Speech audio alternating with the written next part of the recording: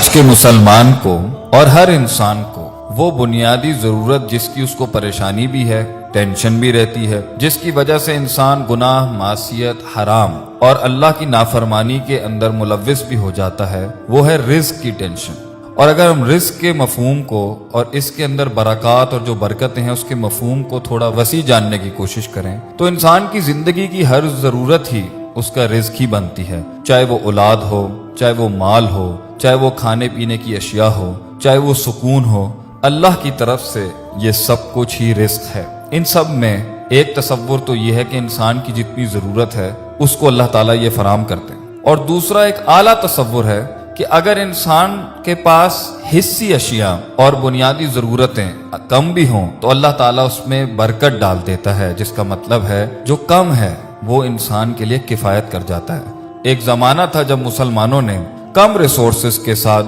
زیادہ سے زیادہ ترقی حاصل کی، جسمانی اعتبار سے، حصی اعتبار سے، روحانی اعتبار سے، اجتماعی اعتبار سے، انفرادی اعتبار سے، ہر محل کے اندر، ہر پہلو میں مسلمانوں نے وہ کارنامے پیش کیے کیونکہ وہ ایک بنیادی ضرورت کو اور ایک بنیادی اصول کو اور ایک بنیادی حکم کو اور ایک بنیادی اصل کو ہمیشہ سے قائم رکھتے تھے اپنے اندر اور اپنے گرد و نواح میں۔ مسلمانوں نے جب اس چیز پر کمپرومائز کیا تو آج مسلمانوں کے پاس اتنا سب کچھ ہونے کے باوجود بھی سکون نہیں ہے، اطمینان نہیں ہے، راحت نہیں ہے، فرح نہیں ہے، وہ بیلنس نہیں ہے، وہ ایکولیبریم نہیں ہے، وہ پیس نہیں ہے جو ہمارے دین کا اور ہمارے اللہ کا وعدہ بھی ہے، اور وہ ہے تقوی، اللہ کی پرہیزگاری، اللہ کے احکام کی لاج رکھنا، اس کی فرما برداری کرنا، اس کے حکموں کو بجا لانا، اور اگر نہ بھی کر پائے تو اس پہ ندامت اور شرم کا احساس ہونا۔ اس سے انسان کو زمین اور آسمان کی دولت کے دروازے مل جاتے ہیں۔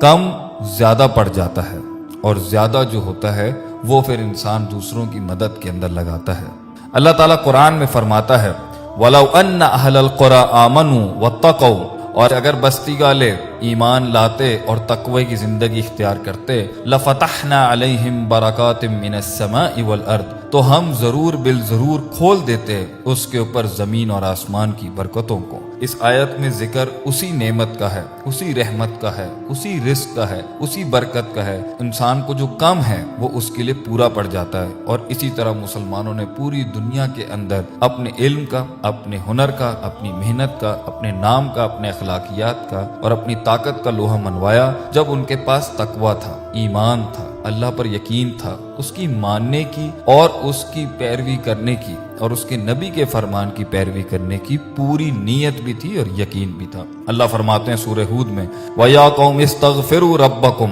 اے میری قوم اگر تم نے استغفار کیا، ثُمَّ تُوبُوا إِلَيْهِ، اور پھر تم توبہ کے مستقل پروسیس میں اگر ہمیشہ مشغول رہے کہ تمہیں اپنے گناہوں پہ ندامت رہی، دل میں احساس ہوا، اس چیز کا ڈر تھا کہ میں نے اللہ کی شان میں یا اللہ کے عرش کے نیچے اس کی نامانی، اگر یہ ندامت، یہ احساس تمہارے اندر تھا تو اللہ فرماتا ہے یرسل السماء علیکم مدرارا، ہم تمہارے اوپر ایسی بارش اور ایسے بادل جو پانی اور بارش سے بھرے ہوئے تھے، موسلادھار بارش سے بھرے بھیجتے کہ تمہارے ہاں خوشحالی ہی خوشحالی، ہریالی ہی ہریالی، ایگریکلچر ہی ایگریکلچر، پانی کی فراوانی، رزق کی فراوانی تمہاری اس توبہ اور استغفار کے تحت ہم بڑھا دیتے۔ وَيَزِدْكُمْ قُوَّةً إِلَىٰ قُوَّتِكُمْ، اور ہم تمہاری قوت کو مزید بڑھاتے اور بڑھاتے، تمہاری طاقت کا ہر وہ ایسپیکٹ جسے تم سمجھ سکتے ہو، ہر ڈیمنشن میں، ہر ڈومین میں ہم تمہیں طاقتور کرتے۔ وَلَا تَتَوَلَّوْا مُجْرِمِينَ، اور نہ پھر جانا تم اس حالت میں کہ تم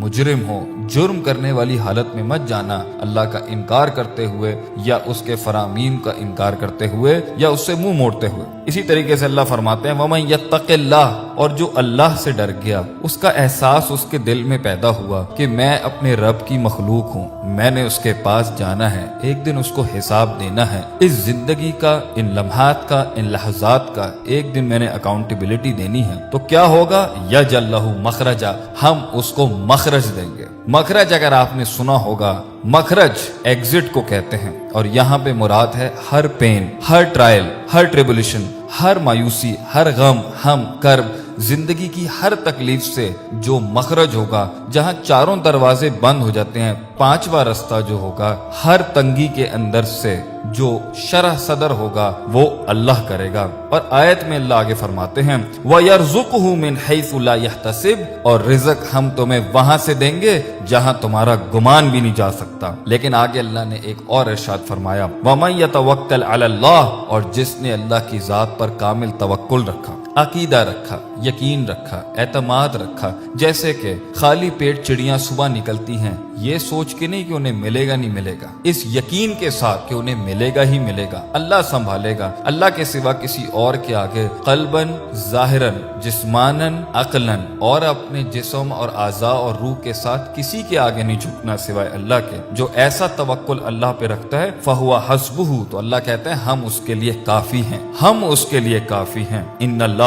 بالغ امرہ، اللہ اپنے معاملات کو پہنچا دیتا ہے جہاں اسے پہنچانا ہوتا ہے۔ قد جعل اللہ لکل شیء قدرا، اللہ نے ہر چیز کی قدر، اس کی تقدیر، اس کی مقدار بیان کر دی ہے، ہونا وہی ہے جو اللہ چاہتا ہے۔ اسی طریقے سے اللہ تعالیٰ ایک اور جگہ فرماتے ہیں فَقُلْتُ اسْتَغْفِرُوا رَبَّكُمْ إِنَّهُ كَانَ غَفَارًا، بے شک کہ اللہ بہت معاف کرنے والا، بہت رحیم ہے۔ تو کیا ملے گا اس ندامت میں؟ کیا ملے گا اس تقوی سے؟ کیا ملے گا اس تعلق باللہ سے؟ کیا ملے گا اس تذلل سے؟ کیا ملے گا اس عاجزی سے؟ کیا ملے گا اس احساس سے کہ ہم نے اپنے مالک کا حق ادا نہیں کیا، ہم نے زندگی کا حق ادا نہیں کیا، ہم نے اپنے رب کو وہ نہیں دیا جو ابلیس نے چیلنج کیا تھا؟ کیا ملے گا؟ یرسل السماء علیکم مدرارا، اللہ تمہارے اوپر بارشیں بھیجے گا، بادل بھیجے گا پانی سے بھرے ہوئے، جس سے مردہ زمینوں میں فصلیں اگیں گی، پھر انڈسٹریاں بنیں گی، پھر خوشحالی آئے گی، مال و دولت آئے گا، سکون بھی آئے گا، اطمینان بھی آئے گا، اور راحت اور سیکیورٹی اور امن بھی ملے گا۔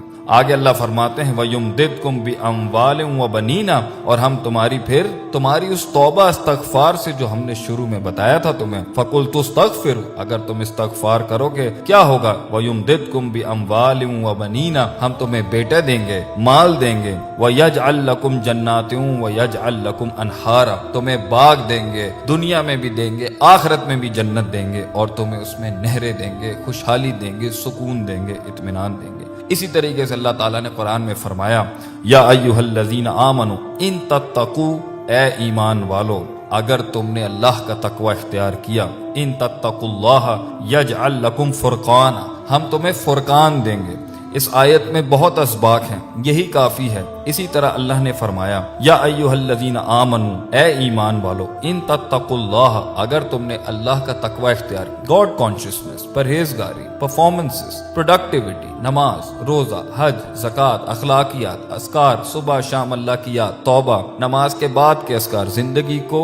جھوٹ سے بچانا، دھوکے سے بچانا، فریب سے بچانا، ربا سے بچانا، شرک سے بچانا، چوری سے بچانا، بد نظری سے بچانا، ہاتھ، پیر، پیٹ، آنکھ، منہ، کان کے گناہوں سے بچا کے رکھنا، غیبت سے بچا کے رکھنا، لوگوں کی عصمت، لوگوں کی عزتوں کو پامال کرنے سے بچا کے رکھنا، حق کا ساتھ دینا، امر بالمعروف کرنا، نہی عن المنکر کرنا۔ اگر تم اس نہج کے اوپر چل رہے ہو تو کیا ہوگا؟ ان تتقوا اللہ، اگر تم اس تقوی کو اختیار کرو گے، یجعل لکم فرقانا، اللہ تمہیں فرقان دے گا۔ اور یا فرقان سے مراد ہے وہ دلیل، وہ مائنڈ سیٹ، وہ ریشنل، وہ مکالمہ کرنے کی اور مباحثہ کرنے کی اور وہ مناقشہ کرنے کی اور وہ آرگیومنٹ کرنے کی پاور دے گا جو حق اور باطل کو تفریق کر سکتی ہے۔ آج کا سب سے بڑا کنفیوژن ہی ہے، لوگ کہتے ہیں ہمیں سمجھ ہی نہیں آ رہی، اتنا گچ مچ ہو چکی ہے اس میں، it is been so much contaminated کہ ہمیں پتہ نہیں ہے کہ ہم حق تک پہنچے کیسے۔ اللہ فرماتا ہے تو اللہ سے ڈر جا، تو وہاں فرماتا ہے اللہ کہ ہم تجھے مخرج دیں گے، یہاں اللہ کہتا ہے ہم فرقان دیں گے۔ تقوی کی بنیاد پر آپ کو کلیئرٹی ملے گی، تقوی کی بنیاد پہ آپ کو ٹرانسپیرنسی ملے گی، تقوی کی بنیاد پر ہی آپ کو اللہ تعالیٰ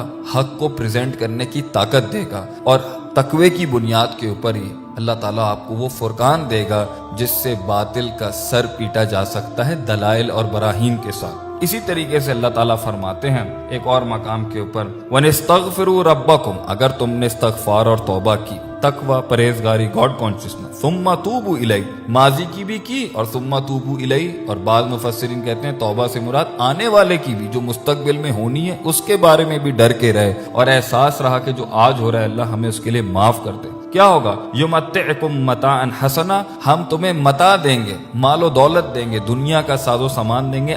آگے حسنا کی صفت لگا دی، کیا؟ وہ ہم تمہیں اچھا مال دیں گے، الی اجل مسمی ویؤتی کل ذی فضل فضلہ، اور اسی طریقے سے ہم ہر فضل والے کو اس کا فضل عطا کر دیتے ہیں۔ تو ان ساری آیات سے ہمیں یہ پتہ چلتا ہے کہ اگر انسان آج مسلمان اپنے رزق میں، اپنی زندگیوں میں، اپنی اولاد میں، اپنے مال میں امن، سکون، راحت، فرح اور وہ بیلنس اور ایکولیبریم چاہتے ہیں جسے اللہ تعالیٰ نے کہا تھا الذی اطعمہم من جوع وآمنہم من خوف، خوف سے امن اور بھوک سے تمہیں کھانا چاہیے، کیا کرو؟ فلیعبدوا رب ھذا البیت، عبادت کرو، تقوی حاصل کرو۔ وَلَوْ أَنَّ أَهْلَ الْقُرَىٰ آمَنُوا وَاتَّقَوْا، ایمان تقوی کرو، لَفَتَحْنَا عَلَيْهِمْ بَرَكَاتٍ مِّنَ السَّمَاءِ وَالْأَرْضِ، زمین آسمان اپنی برکتیں کھول دے گی۔ یہ سب چیزوں کو اگنور کر کے، اسپرچول لائف کو چھوڑ کر، روحانی زندگی کو مائنس کر کر، اللہ کو مائنس کر کے اگر ہمیں لگتا ہے کہ ہم اپنی زندگی کو کنٹرول کر سکیں گے، امت کو ایک جگہ پر لے کے جانا